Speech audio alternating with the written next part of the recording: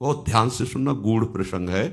अगर इसे बैठा लिए तो मालामाल हो जाओगे।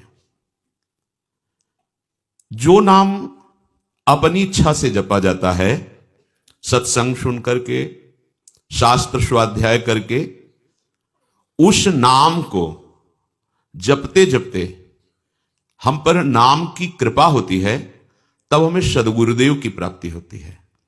और जब गुरु प्रदत्त नाम होता है, वो शबीज नाम होता है। गुरु के श्रीमुख से निकला हुआ जो नाम है, जब हम विधि पूर्वक गुरु आज्ञा में रह करके उस नाम का जप करते हैं, गुरु आज्ञा में रह करके, तब उसके अंदर नाम की शक्ति जागृत होती है। नाम की शक्ति जागृत में प्रभाव सदगुरुदेव का होता है। ध्यान दीजिए, अगर आप स्वेच्छा से नाम जप कर रहे हैं, वो मंगल भवन नाम है, आपका मंगल करेगा, आपके दुरति का पाप का नाश करेगा, आपको सदगुरु की प्राप्ति कराएगा, वो व्यर्थ नहीं जाएगा। पर उससे दिव्य लीला में आप प्रवेश पा जाएं, असंभव। वो मार्ग ही है। जब सदगुरुदेव भगवान नाम प्रदान करते हैं और हम उनकी आज्ञा में रहकर नाम जप करते हैं, तो गुरुदेव की शक्ति के प्रभाव से हमारे हृदय में अधिकार बनने लगता है बीज मंत्र प्राप्त करने का। बड़ा सुंदर क्रम है।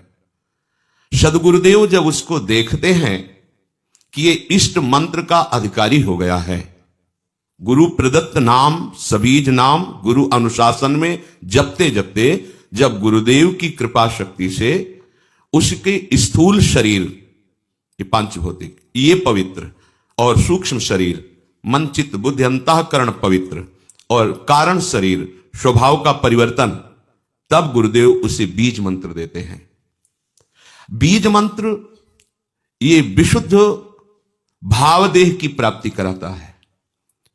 बीज मंत्र के क्रम विकास से उसमें दिव्यता का प्रादुर्भाव होता है।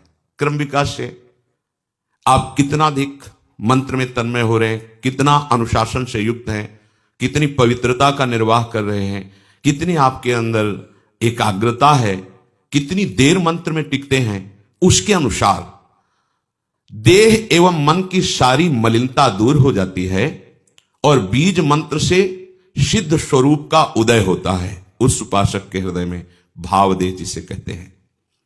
मंत्र सिद्धि आचार्य परंपरा से है। आपको मंत्र सिद्ध करने की जरूरत नहीं है, सिद्ध मंत्र है। इस मंत्र में प्रियता, अधिक समय तक टिके रहना,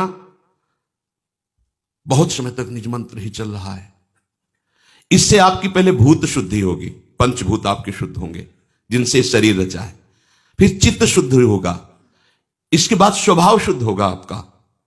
वो स्वभाव ही जहां शुद्ध हुआ, तहां भावदेह का अनुभव होने लगेगा बीज मंत्र से, निज मंत्र से। उस समय किसी भी अभाव की स्मृति नहीं रहती।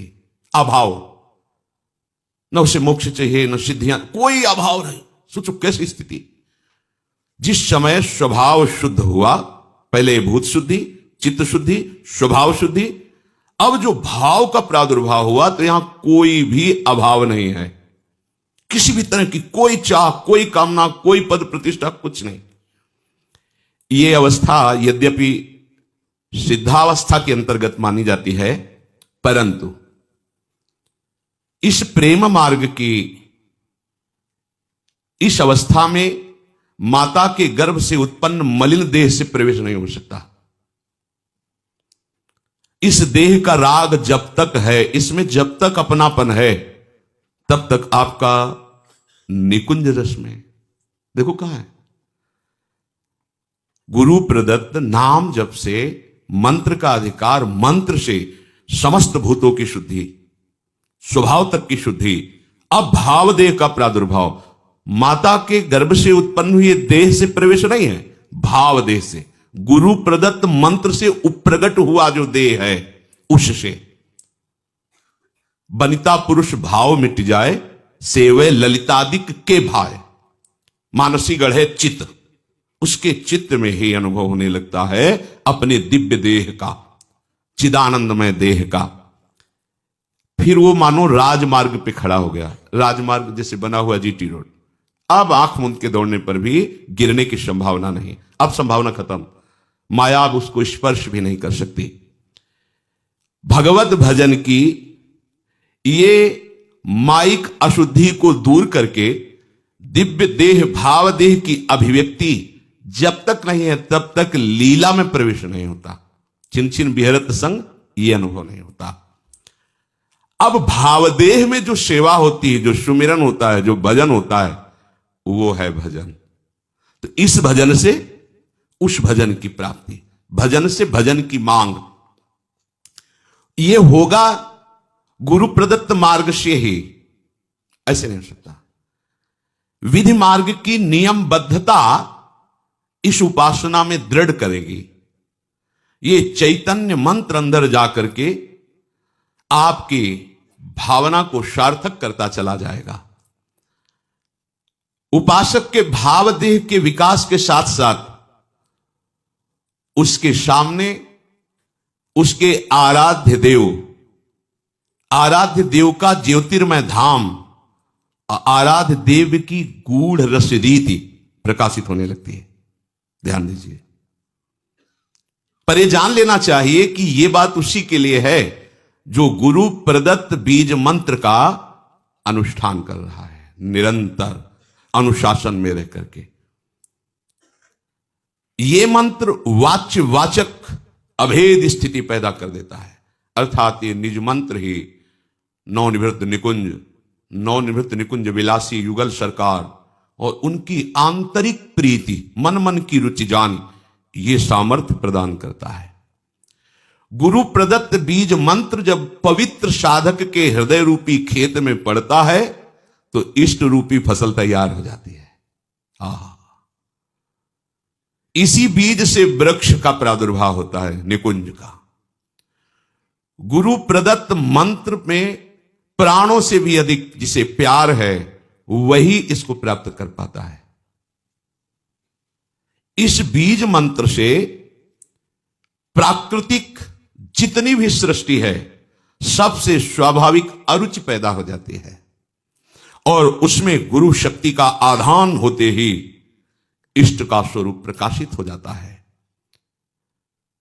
नाम नामी जैसे अभेद है वैसे ही मंत्र और निकुंज अभेद है।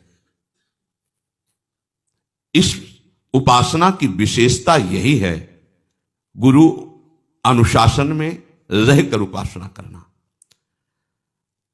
ज्योतिर्मय धाम, ज्योतिर्मय रूप, ज्योतिर्मय लीला, अब ये भजन का प्रभाव प्रकाशित हुआ। वो उपासक भले दिखाई देता है शरीर में है, पर वो शरीर में रहते हुए भी शरीर में नहीं रहता। वो अपने ज्योतिर्मय धाम में धामी श्यामा श्याम की नित्य सेवा में अपने भाव देश से रहता है। शरीर छूटे या बना रहे इससे कोई फर्क नहीं पड़ता, शरीर रहते ही वो इस अवस्था को प्राप्त हो जाता है। ये प्रेम की चरम अवस्था है। अब ऐसे महापुरुष में और इष्ट में बिल्कुल कोई अंतर नहीं रह जाता, विगलित होकर के एक ही भूत हो जाता है। अब वो रस स्वरूप हो जाता है। जो उपासक उपासना की इस सोपान स्थिति पर होता है वो रस स्वरूप, रसमय हरिवंश, परम परमाक्षर, वो नाम के प्रभाव से स्वयं नाम का फल उसके हृदय में जो प्रकाशित हुआ तो वो फल स्वरूप ही हो गया, रस स्वरूप, रसमय हो गया। ये प्रेम की महाअद्वैत स्थिति है। प्रेम की इस अवस्था में जो स्थायी भाव स्वरूप प्राप्त हुआ, अब वो नित्य लीला का अधिकारी हो गया। देखने का ही नहीं, सम्मिलित होने का अधिकारी